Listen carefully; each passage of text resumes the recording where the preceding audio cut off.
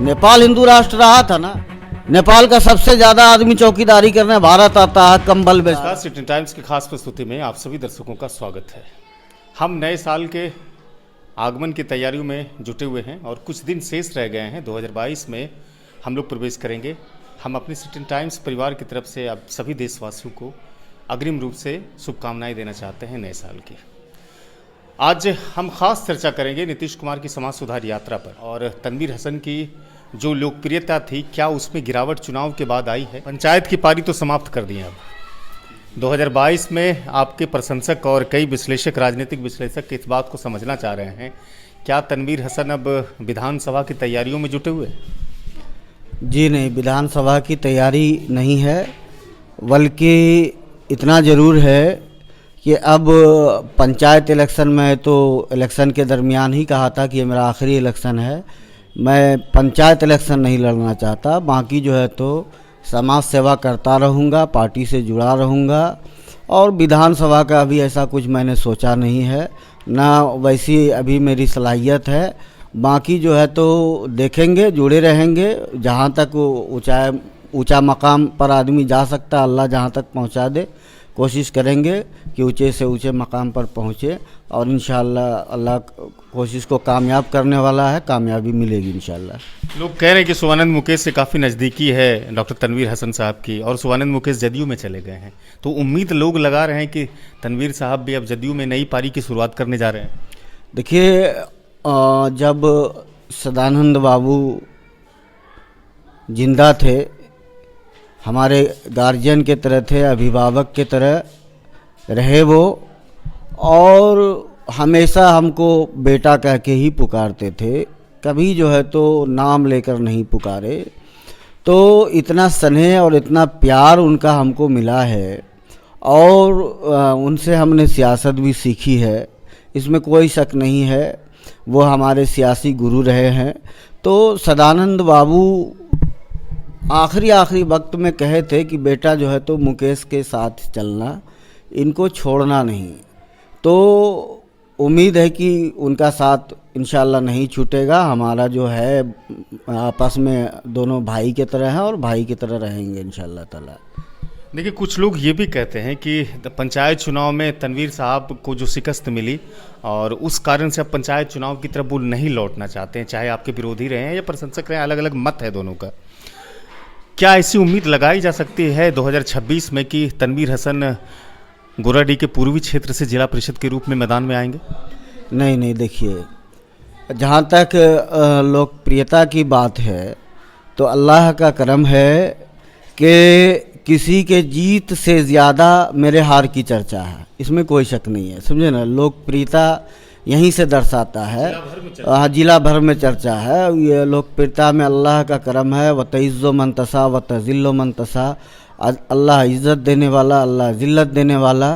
तो मुझे नहीं लगता है कि लोकप्रियता में कोई कमी आई है। और पर्सनल इस गांव से तो हम लीड किए हैं, हम जीते हैं इस गांव से, हम सबसे ज़्यादा वोट हमको मिला है, तो ऐसी कोई बात नहीं है। और अब जो है हम उनको अपना प्रतिद्वंदी नहीं समझते हैं, जितने भी लोग चुनाव लड़े पंचायत का, इसलिए कि हमने पंचायत स्तरीय चुनाव का लड़ने का बात ही ख़त्म कर दिया कि मुझे लड़ना ही नहीं है। इसलिए उनसे हमको अब कोई मतलब लेना देना ही नहीं है, कुछ हम रखते ही नहीं हैं। जैसे और पंचायत के लोग हैं वैसे ये लोग हैं जो मतलब अभी रहनुमाई करेंगे। मैं पंचायत से हम दूर रहना चाहते हैं, आपसी जो है तो इख्तलाफ को एकदम हम नहीं चाहते हैं कि मतलब ये हो। ऐसे में एक सवाल ये उत्पन्न होता है डॉक्टर साहब कि इसी मिट्टी ने आपको एक बड़ी पहचान दी, कहीं ना कहीं एक मुस्लिम चेहरा और मुस्लिम नेता के रूप में यही अगरपुर पंचायत ने आपको एक बड़ी पहचान दी। क्या आपके प्रशंसक और समर्थक और या फिर आपके चाहने वाले लोग अगर ये चाहे कि 2026 में गोराडीह के पूर्वी क्षेत्र से वो चुनाव लड़े और हम लोगों की रहनुमाई करे, तो इसमें हर्ज आपको क्या लगता है? देखिए, पहचान सिर्फ अगरपुर पंचायत ने हमको नहीं दी, अगरपुर पंचायत वालों ने मुखिया बनाया, ये बात सच है। लेकिन जो लोकप्रियता बढ़ी तो उसमें जो है तो अदर जितने भी पंचायत हैं अगल बगल के, और मैं तो कहता हूं कि जिला भर के, तो समझिए कि एनआरसी का मामला आया, पूरे ज़िला में हम लोगों ने किया, और ज़िला का जहाँ भी बैठक होता था वहाँ ज़िला के मतलब जो है तो प्रखंड के तरफ से नुमाइंदगी करने के लिए दावत आता था, जाते थे। तो कहने का ये मतलब है कि पहचान जो लोकप्रियता जो बढ़ी तो उसमें बाकी पंचायत का भी हाथ है, और जो है तो सिर्फ अगरपुर पंचायत का ही नहीं है। अगरपुर पंचायत का ये रहा कि इन्होंने हमको मुखिया बनाया, और यहाँ के लोगों ने जो है तो जब अपना मुखिया बनाया तो उससे प्रसिद्धि हासिल हुई कि उसके ज़रिए हम जो है तो काम करते चले गए। अदर पंचायत का भी कोई मामला है तो उसको भी हम करते रहे, आज भी करते हैं। आज भी कोई मामला आएगा वो करेंगे, आज भी कोई ऐसी बात आएगी वो करेंगे। जन सेवा तो अलग चीज़ है, वो तो करेंगे ही करेंगे। पब्लिक से हम दूर नहीं हैं, जनता से दूर नहीं हैं, उनका सेवक हैं और उनका सेवक बन के रहेंगे। हम अपनी पूरी ज़िंदगी जनता की खिदमत में लगाने का बात कर लिया है, पहले भी कहा है। ये मेरा वादा है कि मैं जब तक हम जिंदा रहेंगे पब्लिक की सेवा ही करते रहेंगे। चूँकि आप नेशनल इशूज़ पर हमेशा बोलते रहे हैं, राष्ट्रीय मुद्दों पर हमेशा बोलते हैं, और ख़ास तौर से जो मुस्लिमों के ऊपर जुल्म होता है उस पर तो आप मुखर तरीके से बोलते हैं। सभी लोगों ने देखा कि सीए है, एनआरसी है, तमाम तरह के प्रोटेस्ट में आपने हिस्सा लिया, बढ़ चढ़ करके हिस्सा लिया। अभी हाल ही में जो क्रिसमस हम लोगों ने मनाया है 25 दिसंबर को, उत्तर प्रदेश में बजरंग दल के लोगों ने सेंटा क्लॉज को उसके पुतले को दहन करके इसलिए दहन किया गया। वो कहते हैं कि सेंटा क्लॉज कोई बच्चों के लिए गिफ्ट लेके नहीं आते हैं, बल्कि वो धर्मांतरण के लिए आते हैं। बजरंग दल के इस कृत्य पर आप क्या प्रतिक्रिया देना चाहेंगे? देखिए, सबसे पहले तो जो क्रिसमस है आप बोले हम लोग मनाते हैं, लेकिन हम नहीं मनाते हैं, इसलिए कि वो उसमें ईसाई कौम के लोग उनको ईसा अलैहिस्सलाम को अपना बेटा मानते हैं, पर्व त्यौहार मनाते हैं, इसलिए हम इस त्यौहार को नहीं मनाते। हमारा त्यौहार नहीं है ये हाँ, सम्मान क्यों नहीं करेंगे? अगरचे कोई ये सेकुलर देश है, धर्मनिरपेक्ष है, अगर कोई मज़हब अपना जो है तो त्यौहार मना रहा है, वो जो है तो ईसाई भाई अपना त्यौहार मना रहा है, तो बजरंग दल का कोई हक नहीं बनता है कि उसको जो है तो वो उसका पुतला दहन करे। ये अपमान है। अगर बजरंग दल किसी को मानता है अपना जो है तो वो भी उसको मतलब जो है तो पूजता है, पूजनीय मानता है, उसका पुतला अगर दहन ईसाई करे तो कैसा लगेगा? सब समझने की बात है। आप क्यों मतलब दहन कीजिएगा किसी का? उसका सम्मान होना चाहिए, हर मज़हब का सम्मान होना चाहिए, चाहे जितने भी मज़हब हैं हिंदुस्तान में सभी का सम्मान होना चाहिए।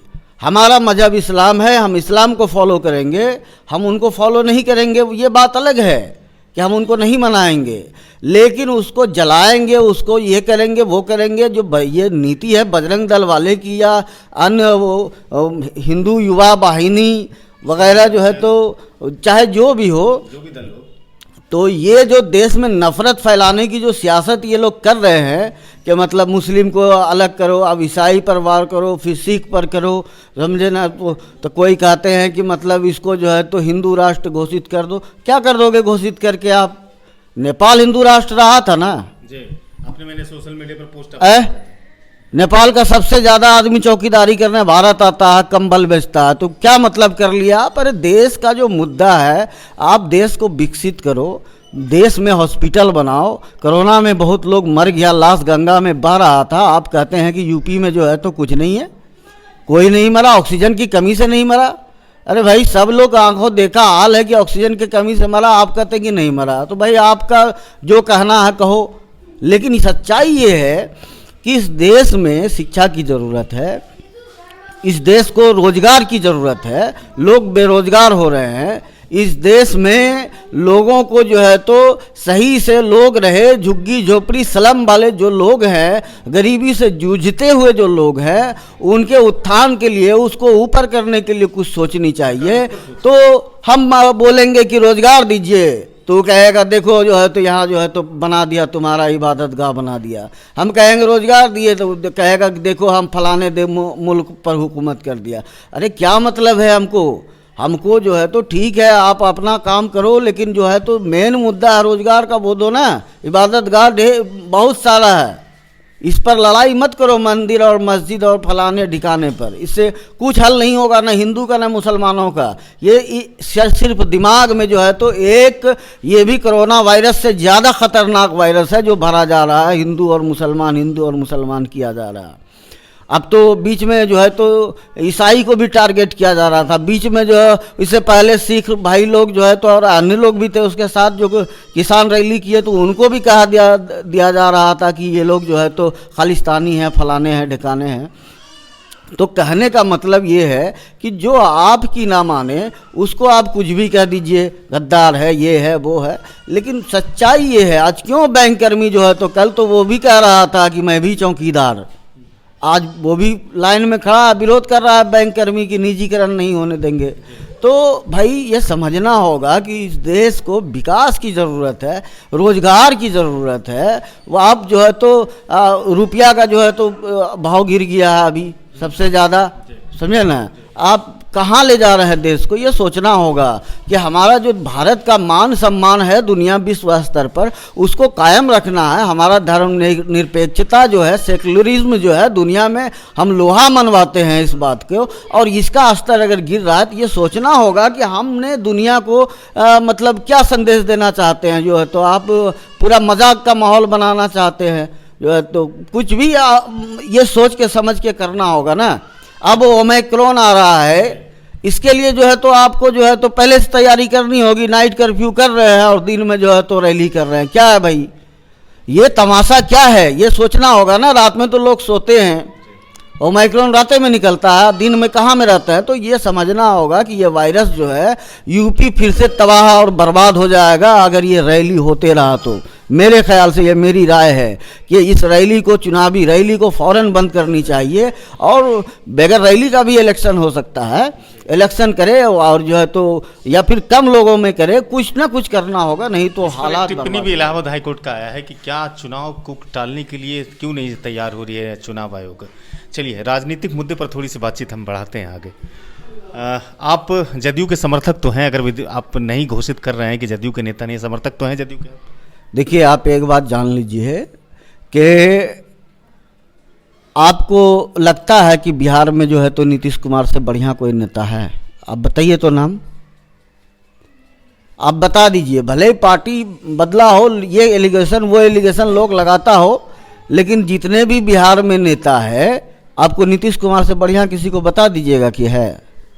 अभी तो विपक्ष कह रहे थे, शिव यादव ने कहा कि नीतीश कुमार को समाज सुधार यात्रा नहीं निकालनी चाहिए, बल्कि बिहार में उसको व्यवस्था सुधार यात्रा की ज़रूरत है। देखिए विपक्ष का काम है बोलना, वो तो बोलेंगे ही ना। उनका काम है कि मतलब अपने और भी ध्यान आकर्षित करना कि भाई चलो जो है तो मेरा कहने का ये मतलब है कि ये बात आपको माननी होगी चाहे जो जिस पार्टी में रहे। मैं अभी तो ऐसा नहीं कहा हूँ कि मैं मतलब फलाने पार्टी चिलाने पार्टी, 10 जनवरी के बाद मैं जो है तो ये करूँगा। लेकिन ये बात जान लीजिए कि सच्चाई ये है कि बिहार में नीतीश कुमार के तरह कोई नेता नहीं है, उसका कोई मुकाबला नहीं है। चाहे मतलब जो भी जिस चीज़ को बोले, आपने ये देखा कुछ कारण रहा है जो लोग नाराज़ हैं, समझे ना। लेकिन जो है तो नाराज़गी हमको लगता है धीरे धीरे लोगों की दूर होती जा रही है और हो जाएगी। बाकी है कि देखिए 3 मुद्दे तनवीर भाई इस वक्त हैं, विशेष राज्य का दर्जा, दूसरा है कि जाति आधारित जनगणना, और तीसरा आपके नेता का है समाज सुधार यात्रा। जाति आधारित जनगणना और विशेष, अभी फिलहाल नीति आयोग की जो रिपोर्ट आई है वो कहा है कि बिहार सबसे पिछड़ा राज्य है। हम सभी जानते हैं कि 32% लोग यहाँ भूमिहीन हैं। 38 जिला में से 15 जिला बाढ़ से प्रभावित रहता है। सबसे कम प्रति व्यक्ति आय सालाना बिहार के लोगों का है, जो विशेष राज्य का और भी है। विशेष राज्य के दर्जे में भाजपा कहती है कि नहीं, मोदी जो है अच्छा पैकेज दे रहे हैं, विशेष पैकेज दे रहे हैं, लेकिन फिर भी विकास क्यों नहीं हो रहा है? नहीं, देखिए विशेष राज्य का दर्जा देना चाहिए ना कि मोदी जी को पैकेज देना चाहिए, ठीक है। उनको जदयू आज से नहीं बरसों से मांगती आ रही है कि आप विशेष राज्य का दर्जा दें, और उनको विशेष राज्य का दर्जा देना चाहिए। पैकेज दे करके फुसलाना ये अच्छी बात नहीं। आप क्यों नहीं दे रहे हैं विशेष राज्य का दर्जा?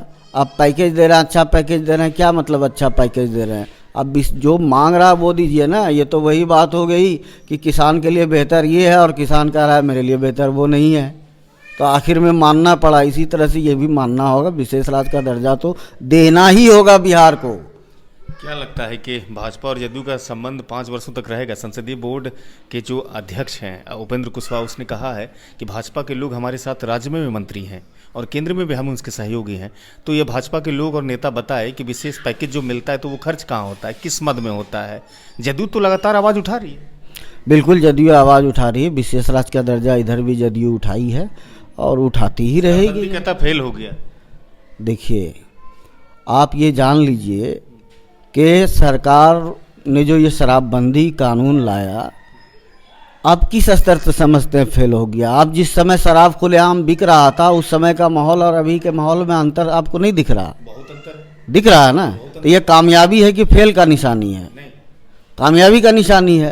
कहते काम हो रहा लगातार उसका। हाँ, अब ये है कि अगर कहीं चोरी छुपके शराब बिक रहा है तो ये पब्लिक की जिम्मेदारी अगर अपना समझ ले कि ये फलाने जगह बेच रहा है और इसको बंद करवा देना है, ये पब्लिक समझ ले, तुरंत बंद हो जाएगा। पब्लिक सपोर्ट करे तो सरकार भी तभी सफल होती है जब जनता सहयोग। जनता सहयोग करती है। जनता चाहती है हम काहे बदनाम होंगे, उससे झगड़ा मोल लेंगे, वो जो बेच रहा है बेचने दो, वो जो पी रहा है पीने दो।